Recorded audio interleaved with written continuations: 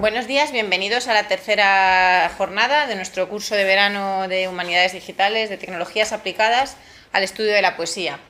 Hoy es un honor presentarles a Víctor Rodríguez Doncel, que viene de la Universidad Politécnica de Madrid, de la Facultad de Informática y pertenece al Ontology Engineering Group, un grupo de referencia a nivel nacional e internacional para las tecnologías de la web semántica y los datos enlazados.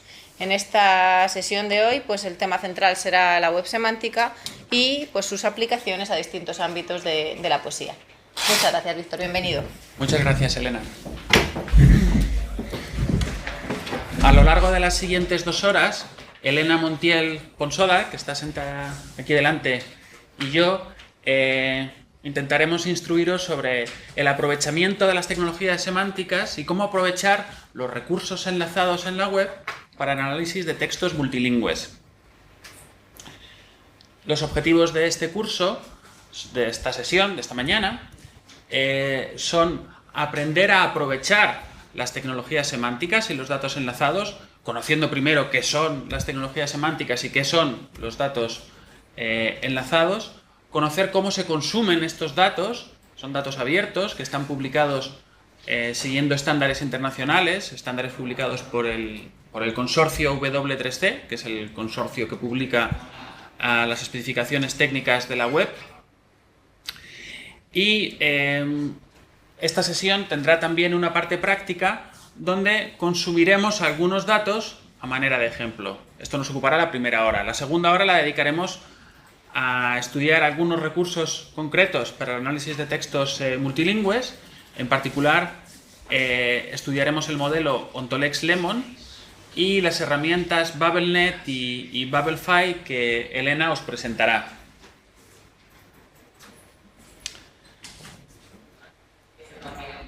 La primera reflexión que quiero transmitir es sobre la web tal y como está ahora, que se dice que es una web de documentos en la cual el tipo de documento que prevalece es el documento HTML, como el que se ve en la pantalla, de contenido estático. A la izquierda se ve lo que veríamos en un navegador si buscáramos una biografía del Marqués de Santillana, la página real, no la hemos inventado nosotros, y a la derecha de la pantalla se ve el archivo HTML que contiene las instrucciones para formatear el texto que estamos viendo en la parte izquierda.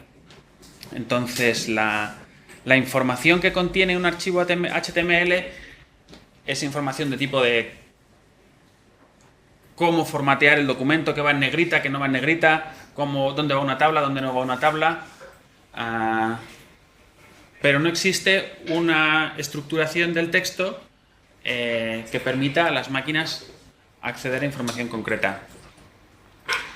Las páginas HTML contienen enlaces a otras páginas que a su vez contienen enlaces a otras páginas, conformando una red, la web, una representación de la cual se muestra en esta transparencia, donde, bueno, partiendo de la Wikipedia, pues se ve cómo unas páginas enlazan a otras. Muchas de las páginas que se muestran en la web de hoy contienen datos. Y esos datos están almacenados en bases de datos internas del servidor que está sirviendo la página web.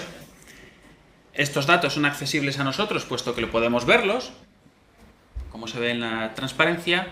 Sin embargo, son inaccesibles para los ordenadores. La web de documentos está pensada para humanos y no para máquinas.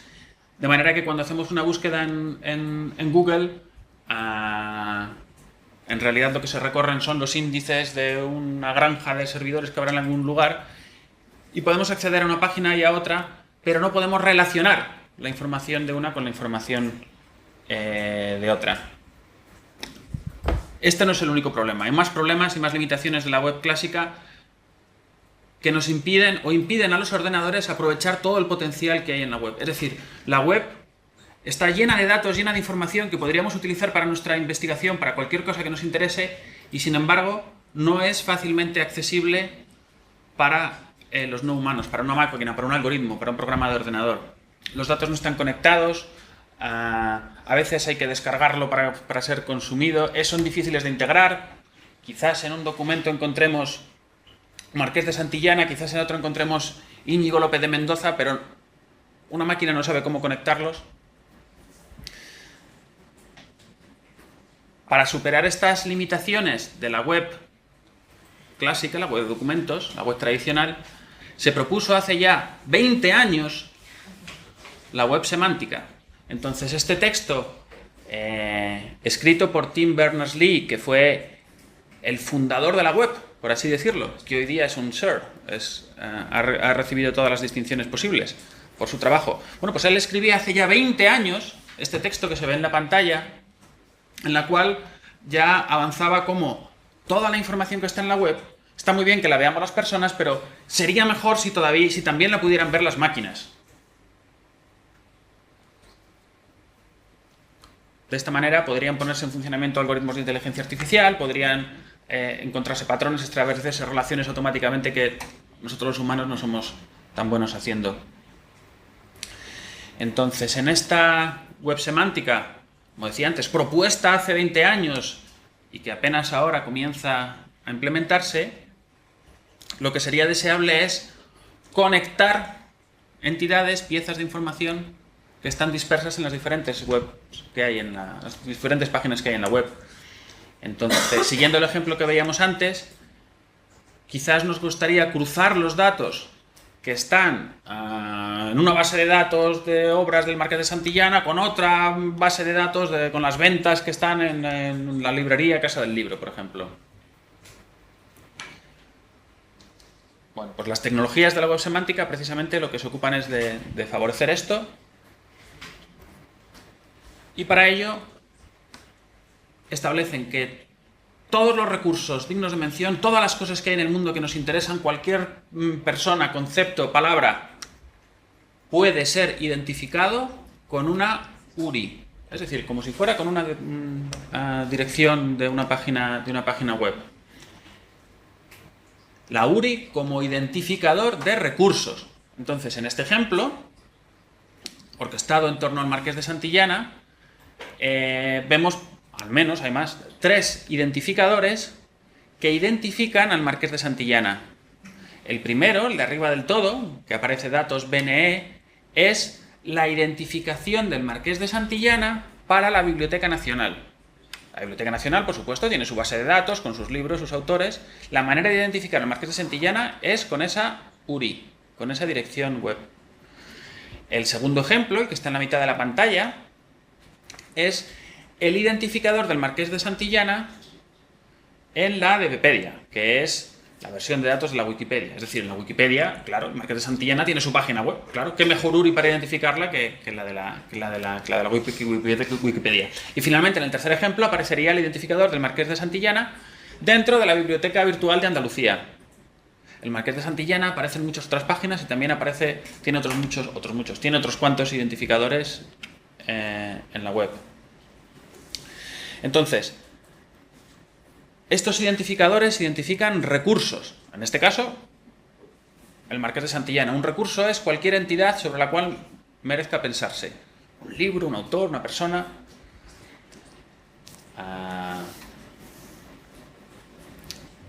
En paralelo a la web de documentos, podemos tejer una web de datos.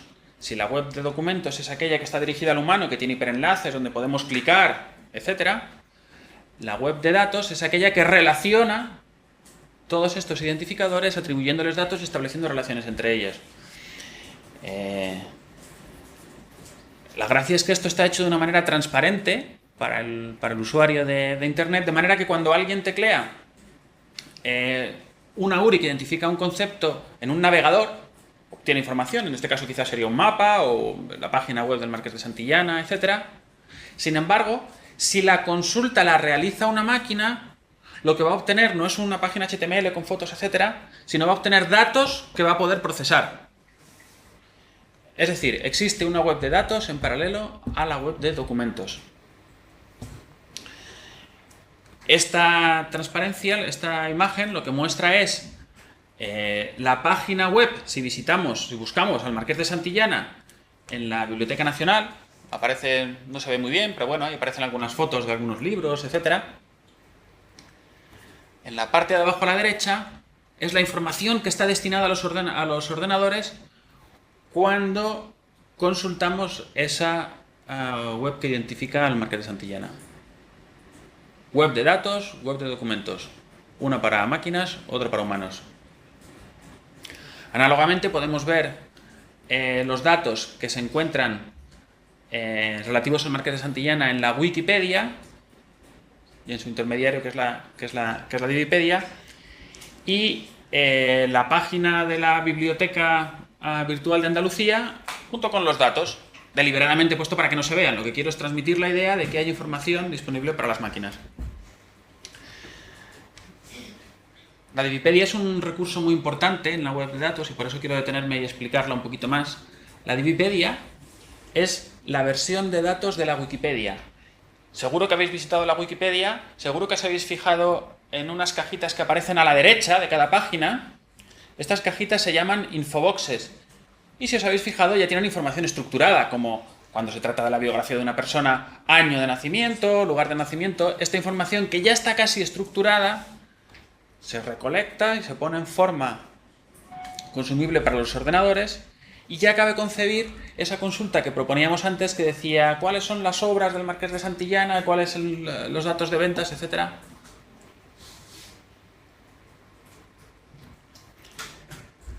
La unidad de información en estos tres documentos que se ven aquí es el triple.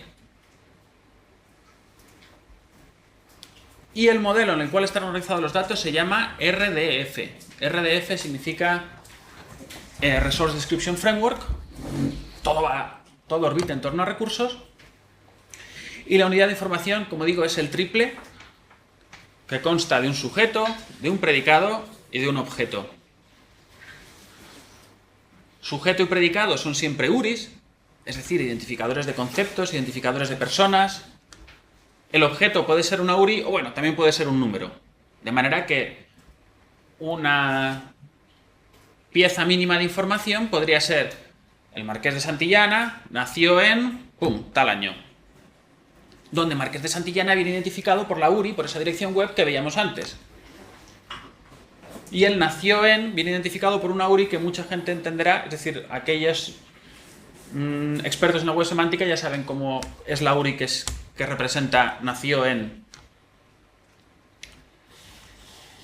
Puesto un poquito más grande, aquí vemos ese ejemplo. Este era el ejemplo, el fragmento de RDF, porque lo que veíamos antes eran fragmentos de RDF relativo al Marqués de Santillana, donde cada línea representa una unidad de información, una unidad atómica que decíamos que era el triple RDF, y que consta de tres partes, como vemos. La primera es el sujeto, la segunda es el predicado, la tercera es el objeto. Entonces, si observamos, en todas las sentencias, en todos los triples que aparecen en esta imagen, la primera parte, hasta el primer espacio en blanco, es la URI que identifica al Marqués de Santillana en la Biblioteca Nacional.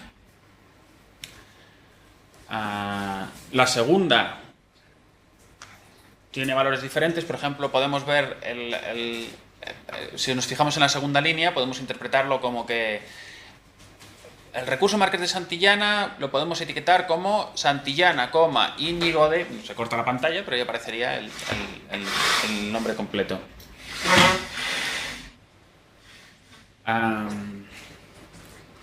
Aquí vemos otro ejemplo de triple. La de información es el triple, sujeto, predicado, objeto, donde aparece la primera parte, que es el sujeto, datos BNE, resource XX11, identifica un recurso, en este caso un autor. La segunda parte, datos BNE es def P5002, identifica un recurso, es una propiedad. La propiedad es, en este caso, el ejemplo real, tiene fechas de persona, bueno, quizá no sea muy aclaratorio. Y el tercer valor, el de la derecha, es un valor constante que pone 1398, 1458. Un sujeto, un predicado, un objeto. A menudo se representa los recursos con circulitos, los objetos cuando son constantes con un cuadradito. Bueno, pues aquí veríamos el mismo ejemplo, lo he presentado gráficamente. Normalmente a un recurso se le atribuyen muchos datos y muchas características, como por ejemplo las fechas que tenía, nacimiento y muerte. el segundo elemento que vemos es creador de, y aparece otra URI. Bueno, pues esa URI, naturalmente, es la URI que representa a una obra. Entonces, ese triple, esa unidad mínima de información, nos está diciendo el Marqués de Santillana escribió esta obra. Ni más ni menos. Y aún hay más. El tercer triple nos está diciendo el Marqués de Santillana, identificado en la Biblioteca Nacional, es el mismo que esa URI que aparece en color verde, que es la URI que representa al Marqués de Santillana en la Biblioteca Alemana. La Biblioteca Nacional Alemana. De la misma manera que en la web, en Internet, cada uno puede publicar su página web en su ordenador y el resto del mundo puede hacerlo, en la web de datos todo el mundo puede publicar sus propios datos y hacer referencia a los datos de otros. De la misma manera que uno hace una web y pone un hiperenlace al enlace de otros.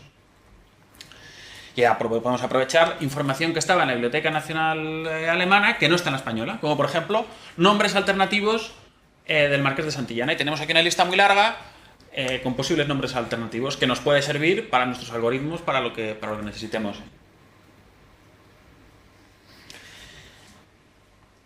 Entonces, cada uno puede publicar lo que quiera, hemos dicho. Podemos ver, por tanto, que hay colecciones de datos, es decir, los datos que publica la Biblioteca Nacional. Los vemos arriba a la izquierda. Pues el Marqués de Santillana, la obra tal, la obra cual, etc. Los datos que publica la Divipedia, la Wikipedia. Bueno, pues publicará una información sobre una serie de recursos. A estas colecciones de datos, que están en un mismo servidor y que tienen una temática coherente, los llamamos datasets o conjuntos de datos.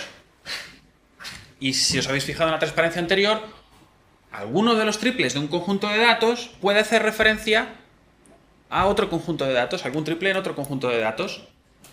De esta manera, si representamos cada conjunto de datos con un circulito, como vemos aquí, podemos ver cómo estos se conectan unos con otros. Y entonces, la Biblioteca Nacional Española contiene enlaces a la sueca, como vemos aquí, a la alemana y al archivo de autoridades, a BIAF. También contenía enlaces, si nos hubiéramos fijado, a Divipedia, la versión de la Wikipedia. Y esta a su vez europeana, a la cual es referida también por la Biblioteca Virtual de Andalucía. Es decir, que lo mismo que veíamos en la segunda transparencia, una red con cómo estaban interconectadas las distintas páginas en la web, podemos ver cómo están interconectados los diferentes conjuntos de datos en la web de datos.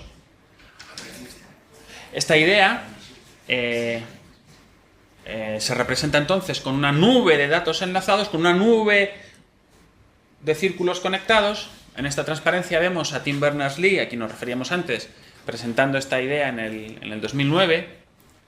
En el 2009, como veis, no había a lo mejor demasiadas grandes colecciones, no había muchos conjuntos de datos conectados, pero el crecimiento de la web de datos no ha parado de crecer, web de datos enlazados, no ha parado de crecer, y a día de hoy ya no es posible representar todos los conjuntos de datos enlazados que hay, sencillamente porque son demasiados, no caben en una imagen. Entonces estos conjuntos de datos tienen una temática muy dispar.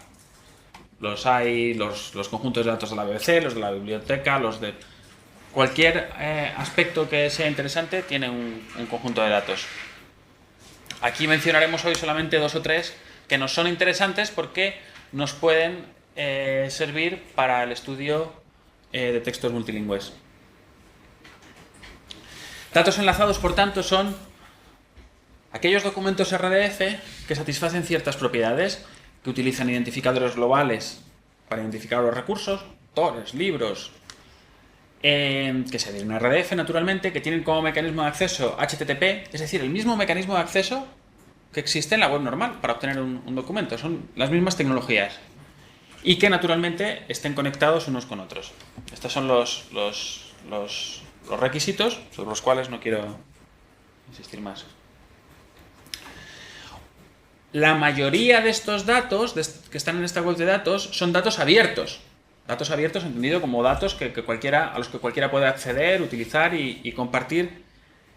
Y son abiertos porque no tienen restricciones de copyright, de propiedad intelectual. Es decir, la entidad que los pone en la web los publica junto con una licencia que autoriza su consumo, su uso, posiblemente su redistribución, su modificación. Entonces los llamamos datos abiertos. Si observamos el fragmento de RDF que se obtenía al consultar al Marqués de Santillana en la Biblioteca Virtual de Andalucía, por ejemplo, podemos ver este triple, el que aparece ahí abajo. Esta información sería la primera línea, el significado de la primera línea. El significado de la segunda línea sería, tiene como información de derechos, y en la tercera aparecería, pues una licencia de Creative Commons, en concreto, la que indica que está en dominio público, está en el public domain. Es decir, que podemos hacer lo que deseemos con esa información. Lo cual es muy importante porque si se utiliza en un entorno empresarial en el cual a esos datos se les va a dar un uso, posiblemente se van a republicar, transformados, etcétera, es importantísimo saber que podemos hacerlo legalmente y no estamos infringiendo la ley de propiedad intelectual. Entonces, aquí proponía un primer ejercicio, como somos muchos, no lo vamos a desarrollar, pero querría que lo reflexionarais abajo, brevemente. En la parte inferior de la transparencia aparecen 3 ejemplos de triples, ¿no? Un ejemplo de triple, otro y otro. Sujeto, predicado, objeto, ¿lo veis? Bueno, algunas URIs identifican recursos físicos reales, autores, obras. Vemos que algunas URIs identifican propiedades, conceptos abstractos. Y aún otras URIs vemos que son inventadas por el publicador, que se las ha inventado el que publica los datos, que están en el dominio del que los ha publicado. Entonces, pregunta retórica, porque no espero respuesta ahora. ¿Podríamos decir cómo son las URIs en los ejemplos de abajo?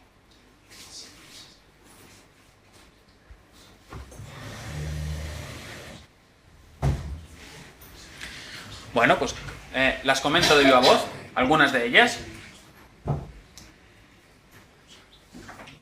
Vamos a fijarnos en este triple de aquí. Aquel que indicaba que el recurso Marqués de Santillana podía etiquetarse con la etiqueta Santillana, Íñigo López de Mendoza. Bueno, pues esta primera URI está identificando a un recurso físico real, a un autor. Esta segunda está indicando un concepto abstracto. Lo podemos etiquetar como... Sí. Como hay gente online, si puedes referirlo cuando... Claro. No, espera, un segundo. Sí. Perdona, pero un segundo. Es que está habiendo problemas con la retransmisión. ¿Te importaría poner la presentación en este? Porque es que el problema Claro. es que cuando cambias de diapositiva se queda la imagen congelada y los que están en diferido no la ven. Es una lástima. Entonces hagamos la transferencia. Sí. No tengo pendrive. Si alguien tiene un pendrive... Es que lo visto la conexión está fallando, entonces cada vez que se cambia la diapositiva desaparece la imagen. Entonces...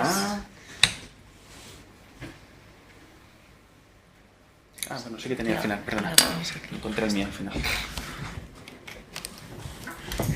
Disculpen la interrupción, pero es para mejorar la calidad de la retransmisión.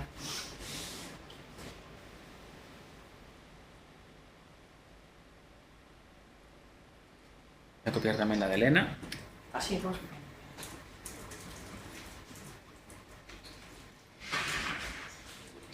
De todas formas, para los que no hayan visto la presentación completa, tenemos una copia en la carpeta del curso de verano de los materiales, así que la pueden descargar y la pueden seguir a la vez que estamos siguiendo la charla. Porque a veces incluso en la pantalla no se aprecia bien, entonces es bueno que tengan la presentación, sobre todo los que nos están siguiendo a distancia, que la tengan descargada en el ordenador para que vayan viendo exactamente. Gracias y disculpa. Aquellos que nos siguen a remoto al menos sí que nos escuchan bien, ¿verdad? Sí, No hay problema de... Se ve estupendamente, pero el problema es que la Muy bien. se quedaba parada.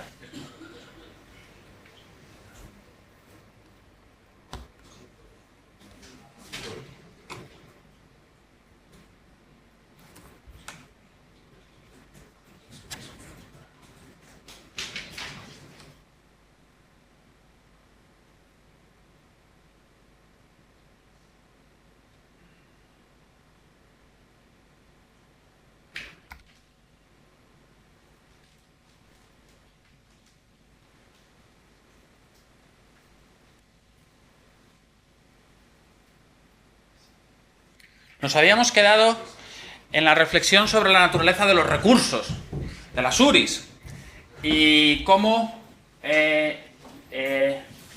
había URIs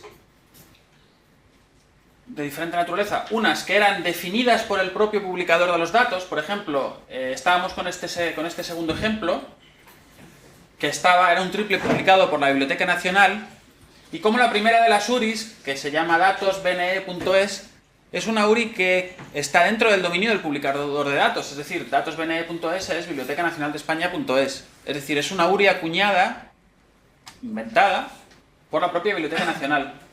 La propia Biblioteca Nacional fue la que decidió, pues yo voy a identificar al Marqués de Santillana de esta manera. Sin embargo, otras de las URIs, como la segunda, tienen una naturaleza universal o cuasi universal o genérica. Es decir, observemos, w3.org 2001. Esta URI ha sido definida por el W3C, que como decía es el consorcio que hace las especificaciones técnicas de la web.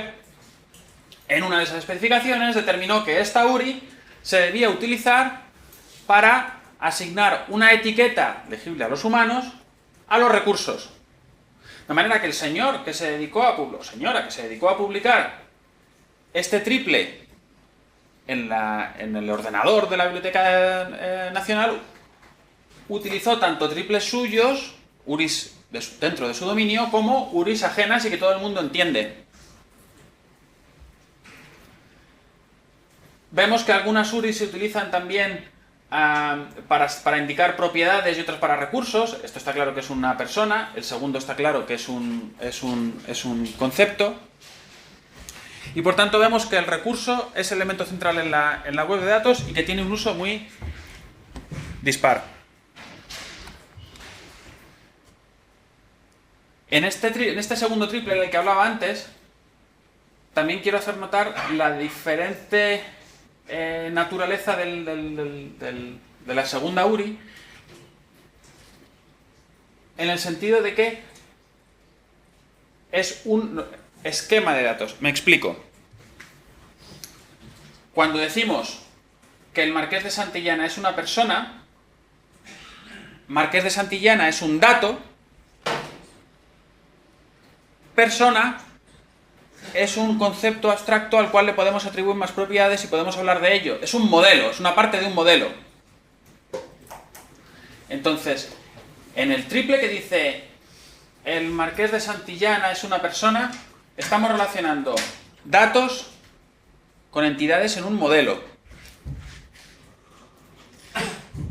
Podríamos decir que el Marqués de Santillana es el creador de la obra Proemio y Carta.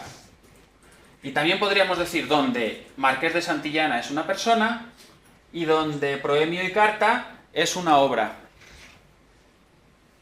Y luego podríamos hacer especulaciones, podríamos modelar cómo es el mundo de las personas y las obras, añadiendo información extra, como decir, por ejemplo, diciendo las personas son creadores de obras, o toda obra debe tener un creador. Conocido, desconocido, anónimo, no anónimo, individual, colectivo. Esta información que tenemos sobre las personas y las obras es conocimiento dentro de un dominio bibliográfico. Pues toda obra ha de tener un creador, punto. Sea esto de la naturaleza que sea. Entonces ya podríamos establecer, por ejemplo, una categorización de los posibles creadores. Puede ser una persona, puede ser un colectivo, puede ser... Entonces, el lenguaje RDF, los documentos RDF que veíamos antes, pueden ser tanto documentos RDF que nos hablan de datos, como documentos RDF que nos transmiten un conocimiento. A veces están separados estos documentos, y hay documentos que son solamente de datos, documentos que son solamente de conocimientos, que normalmente los llamamos ontologías, y a veces están mezclados. Tenemos, por tanto, dos niveles, el nivel de conocimientos y el nivel de datos. En el nivel de conocimientos hay frases genéricas y aplicables a cualquier autor y a cualquier obra, como que Toda obra tiene un creador. Esto no es específico de RDF ni de la web de datos. Podemos ver otras analogías en las bases de datos relacionales, donde también hay un modelo de datos, donde se declaran las tablas que hay, las columnas que tiene cada tabla, las relaciones entre las columnas de las distintas tablas, etc. Entre el XML esquema, que da una estructura y una forma a los XMLs de datos que vendrán después. Y es lo que nos encontramos nosotros aquí con estos documentos RDF que teníamos antes. Los tres que hemos mostrado eran documentos de datos y las ontologías que nos dan información genérica sobre ese dominio. Entonces, la manera más elevada de expresar el conocimiento de un dominio es mediante una ontología. Ontología entendida en el sentido de ontología computacional. La palabra ontología la entienden de diferente manera los filósofos que los expertos en computación. Los expertos en computación, cuando hablan de ontologías, hablan de ontologías computacionales. Ontologías que se expresan en RDF, se expresan en un lenguaje de ontologías específico que se llama OWL. ¿Okay? Ontology Web Language. La definición más corriente de ontología es la que dice que una ontología es una especificación explícita y formal de una conceptualización compartida. Una definición muy larga. Bueno, se refiere a que cuando se dice especificación, quiere decir que es que se están identificando y listando los conceptos, las propiedades, las relaciones, las funciones, las restricciones, es decir, axiomas dentro de un sistema formal sobre el cual luego es posible razonar. Estos axiomas pueden ser del estilo: toda obra tiene uno y solo un creador. Sería una manera de modelarlo, por ejemplo, la relación entre un autor y una obra. Cuando la definición habla de que ha de ser una conceptualización compartida, quiere decir que ha de existir un consenso en torno a este conocimiento, es decir, si entre el mundo de los bibliotecarios tienen ya siempre el concepto de que toda obra tiene un autor, pues, bueno, se puede modelar. Si no existe ese consenso, es mejor no representarlo. Y cuando habla de conceptualización, bueno, es que hay un modelo abstracto en el cual algunas de sus características son explícitamente representadas con esos axiomas, son explícitamente representadas en el archivo XML, mientras que habrá otras que se quedarán fuera, claro, otros aspectos del conocimiento que se quedarán fuera.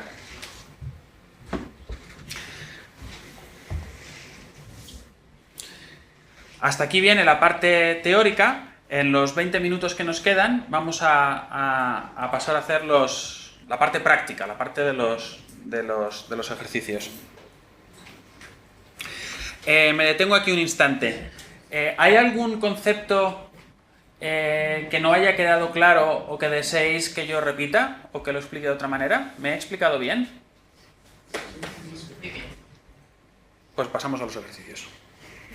De todas formas, siempre quedarán los foros para quien tenga alguna duda pendiente, o sea, no hay problema. Tanto Elena como yo estaremos encantados de responder después las dudas que surjan.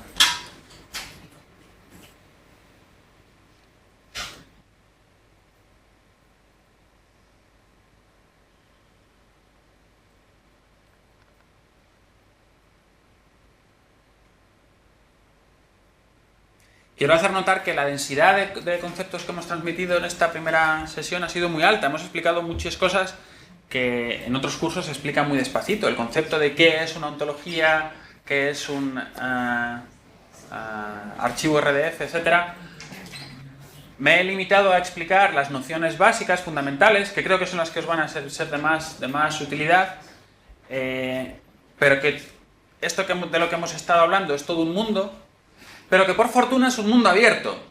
Es decir, cuando hemos estado hablando de las especificaciones del W3C, que explican todo esto con mucho más detalle, estas especificaciones son especificaciones abiertas que están en la web bajo la forma de recomendaciones del W3C Y son especificaciones en las que en un momento dado cualquiera puede participar y puede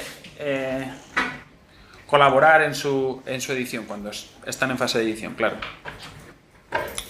Entonces, os animo a que si que tenéis curiosidades y más preguntas, por supuesto que participéis en el foro, pero que si queréis explorar, que hay un mundo de información accesible y disponible en la web.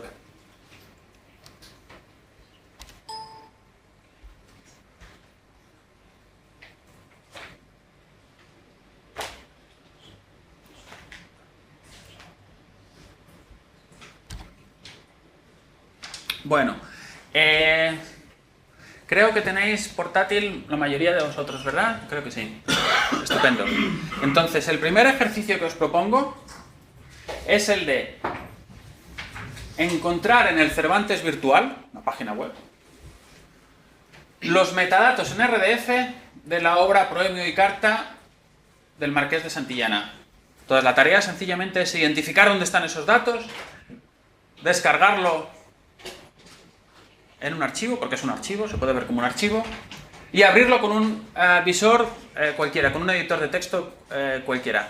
Os dejo 5 minutitos para que hagáis esta primera tarea, que creo que es muy importante porque es la primera toma de contacto que hacéis con RDF.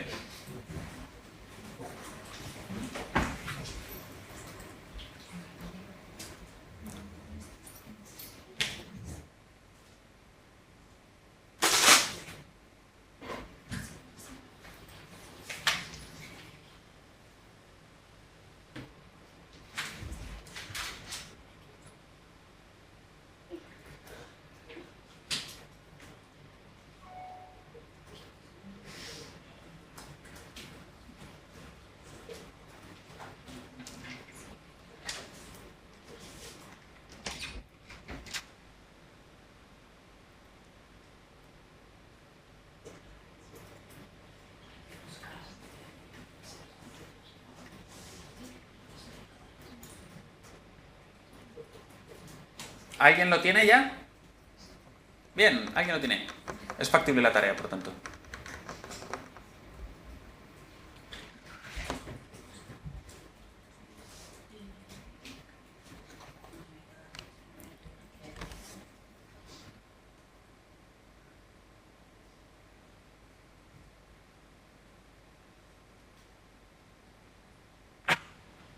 Procedimiento que sugiero: buscar la página web del Cervantes virtual, buscar en ella la obra Proemio y Carta, en particular buscar los metadatos, los datos relativos a los datos, es decir, autoría, fecha, etcétera, y fijarse a ver si en la web hay algún sitio que indique web semántica, RDF. Muy bien. Muy bien.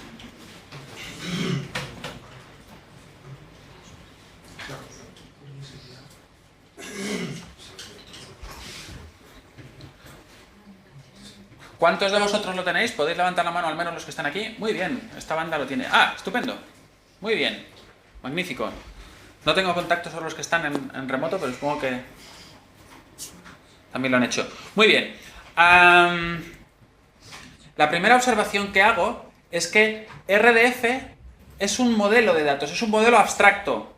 Aunque hasta ahora lo he descrito como un formato de datos, como un tipo de datos, como un tipo de archivo, en realidad es un modelo abstracto. Y este modelo abstracto puede encarnarse en diferentes maneras. Es decir, puede escribirse como un archivo XML, puede escribirse como un archivo JSON, puede escribirse como un archivo en formato N-triples, que son los que hemos estado viendo aquí, donde aparecía siempre sujeto, predicado, objeto, sujeto, predicado, objeto, sujeto, predicado, objeto. O puede aparecer bajo otra forma que es Turtle. Entre otras, hay más formas posibles. Por tanto, entiendo que explicar los detalles de este formato exceden los objetivos de esta sesión, no tenemos tiempo para ello. Pero así a bote pronto y por intuición, ¿creéis que habéis identificado cuál es la URI que identifica el recurso descrito a la obra Proemio y Carta?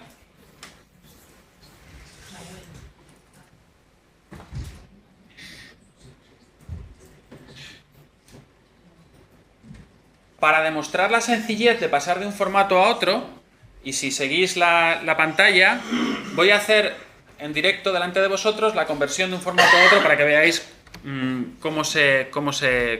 Ah, no puedo hacerlo. Lo siento, no es mi ordenador. No están los archivos. Bueno. Vaya, inconveniente. En cualquier caso, en el espacio virtual de este seminario encontraréis 4 archivos RDF. Están todos en el mismo formato homogéneo que se llama NT, y seguramente encontraréis, no sé si lo subí al espacio virtual o no, uno de los muchos programitas que nos sirven para convertir de un formato a otro. Entonces,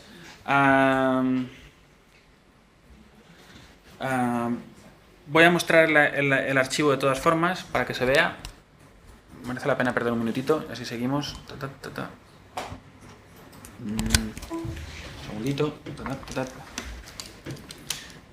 Las preguntas que venían a la continuación y sobre las que podéis buscar es: ¿qué URI identifica el recurso? ¿Y cuál es el nombre del recurso descrito? ¿Cuál es la etiqueta? ¿El RDFS label?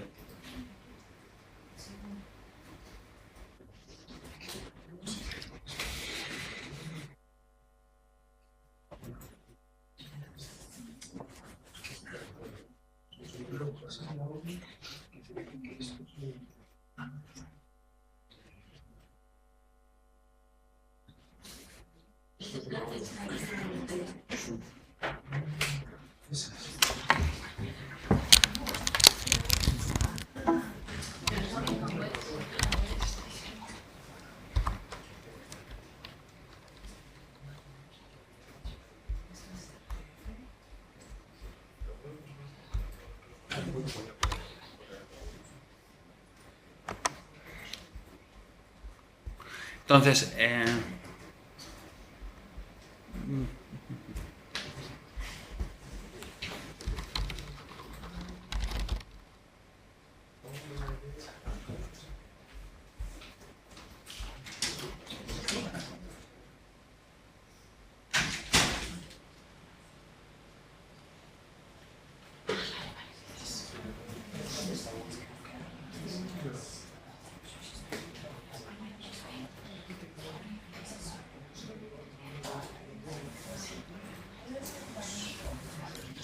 bueno, disculpad que este no es mi ordenador y por tanto no tengo preparado la resolución del ejercicio aquí. Bueno, la URI que, no sé muy bien, pero la URI que identificaría la obra sería esta primera que aparecería aquí, sería por tanto manifestation 224172, etcétera, será la respuesta al segundo ejercicio. La respuesta al tercer ejercicio, ¿cuál es el label? Sería esta que aparece aquí. RDF esquema, label, proemio y carta. ¿De acuerdo?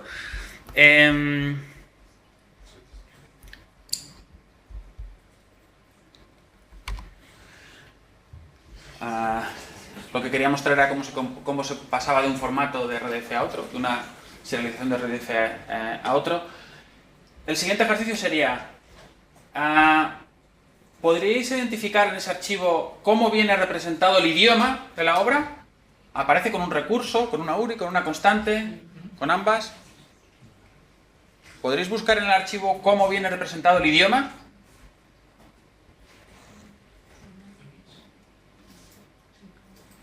¿Quién cree que lo ha encontrado? Bien. Sí. Aparece incluso 2 veces representado el idioma. De 2 maneras diferentes. Sí. Como una URI y como una constante entre comillas, ¿verdad? Como un atributo. Sí, con un valor constante, sí. Muy bien.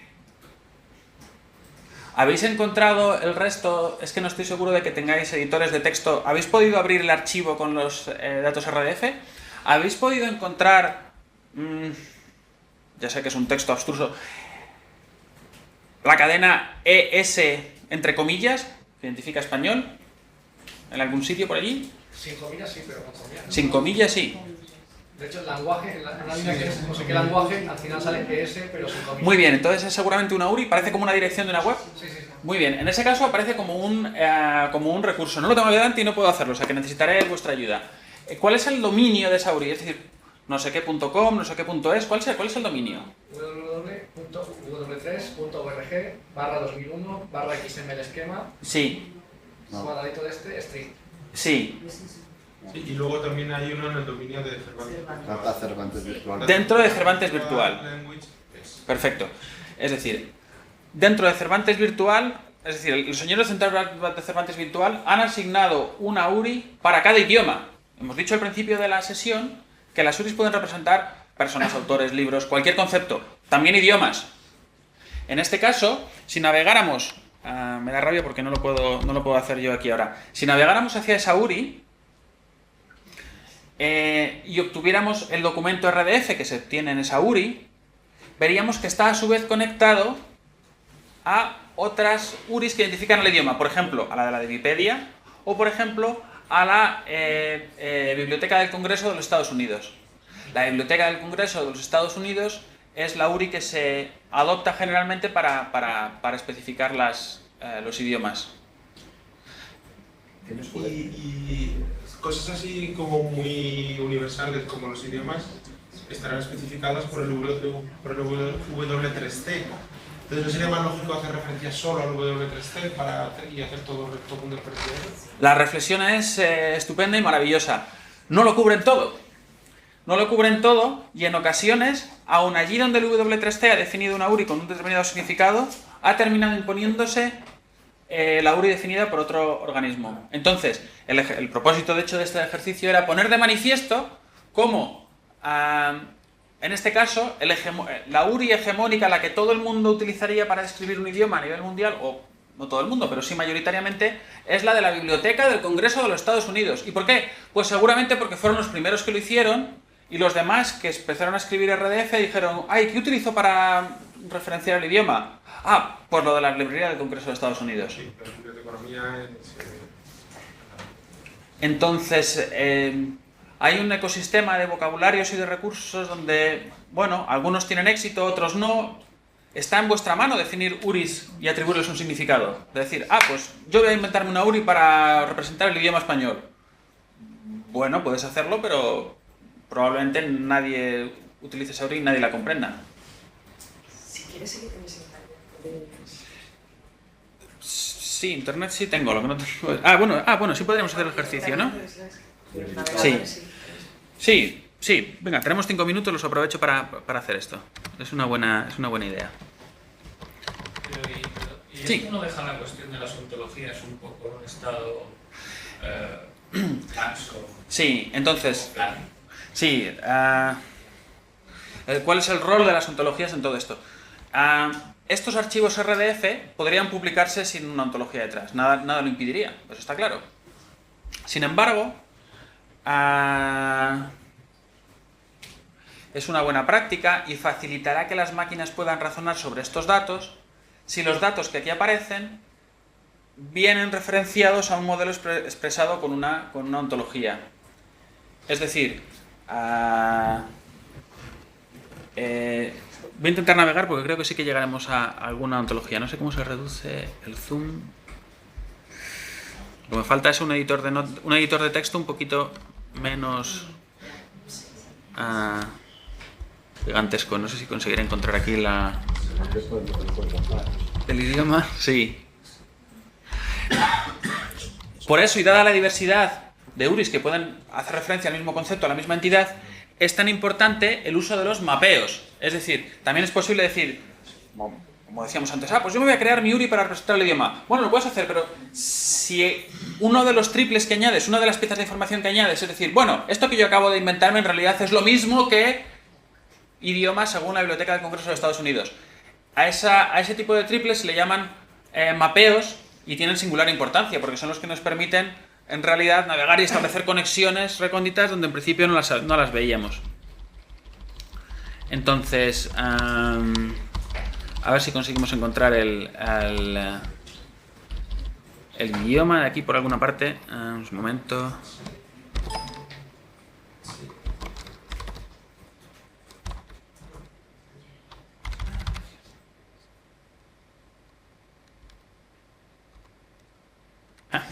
encontré. En el libro de Cervantes.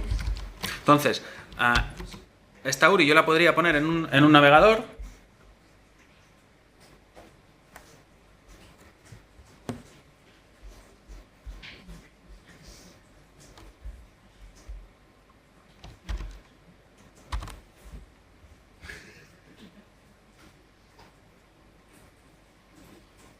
Donde veríamos una información que está presentada claramente para los humanos, y vemos aquí, no me voy a bajar el archivo RDF, pero vemos aquí cómo están los enlaces de esta URI que representa Language S, el idioma español, a cómo vienen representadas a las URIs de los otros sitios externos famosos. En este caso es la de la Biblioteca del Congreso. Y aquí aparece información sobre el idioma español, donde aparece el código ISO, según el ISO 639, cómo se dicen diferentes idiomas, y por supuesto todo esto accesible también para máquinas, un archivo RDF como los que hemos visto hasta ahora.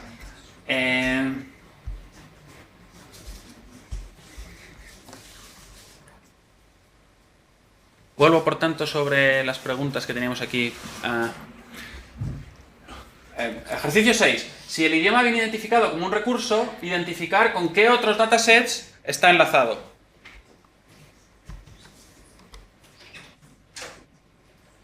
Bueno, pues la respuesta es, ni más ni menos, podríamos verlo en el archivo RDF. Todo esto son diferentes versiones del archivo RDF, en realidad. La respuesta la teníamos en la página anterior, perdón, aquí, donde aparecía Divipedia, Wikipedia y Biblioteca del Congreso. Más comentarios en estos 2 minutitos que nos quedan.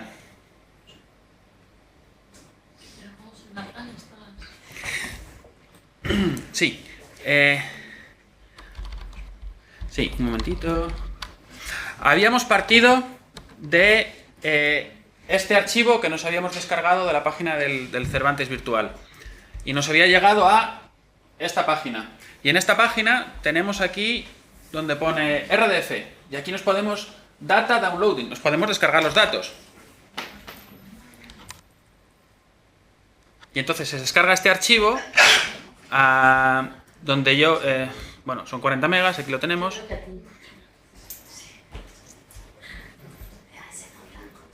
Bueno, nos acabamos de descargar este archivo.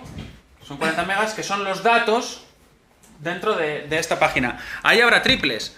Cuando los triples como estos de aquí, que tendrán URIs. Cuando naveguemos estas URIs, obtendremos a su vez otros archivos que tendrán otras URIs, creando esa red, esa red que aparecía en tantas transparencias.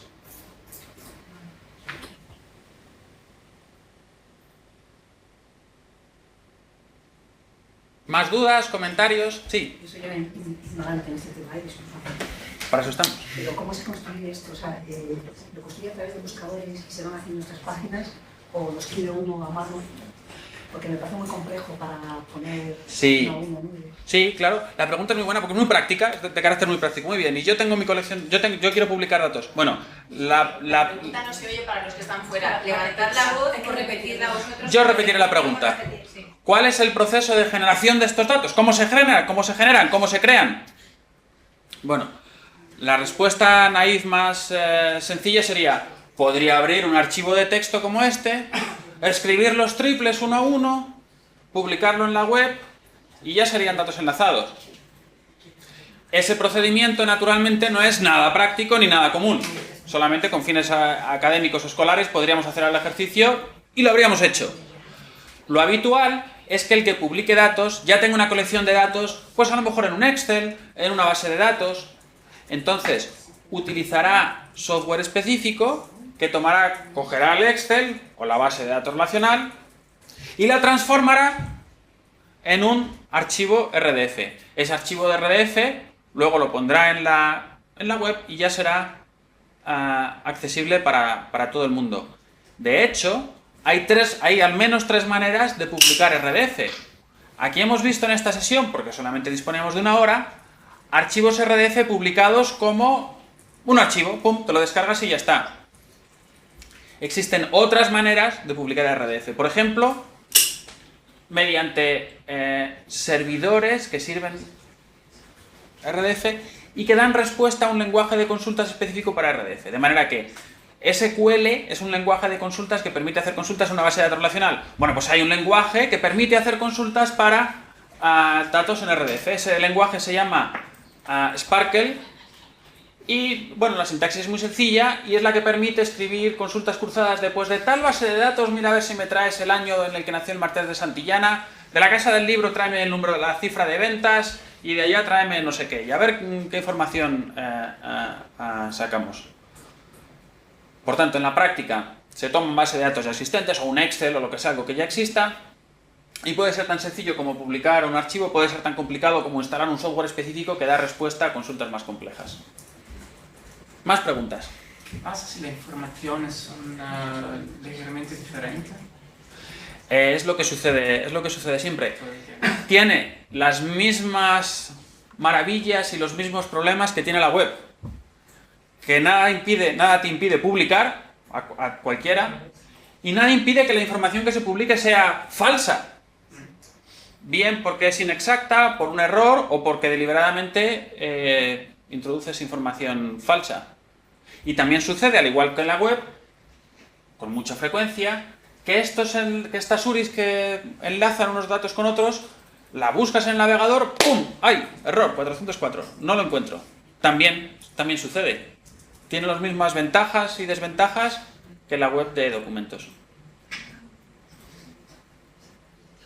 Y existe algo así como, al igual que Google recorre la web e indexa, ¿existe algo así, algo semejante que vaya leyendo estos RDFs y vaya comprobando consistencias o algo así? ¿O no? Sí, bueno, a ver, existen sitios para buscar datos específicamente por la red, que navegan, etcétera. Si bien no es lo más habitual. Una gran tarea que queda pendiente a los investigadores es precisamente la de determinar la calidad de los datos, de las fuentes de datos, y que cuando uno busque datos en la web de datos tenga una cierta confianza de que lo que está obteniendo es correcto. A día de hoy no es así. Y información que está en la Wikipedia, los datos de la Wikipedia, muchas veces es incorrecta, porque, bueno, es algo que se ha introducido colaborativamente y hay errores, claro, por supuesto que sí. Sí.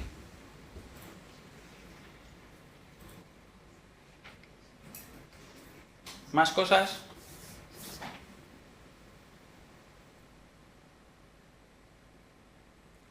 Pues te lo dejo, Elena, cuando quieras.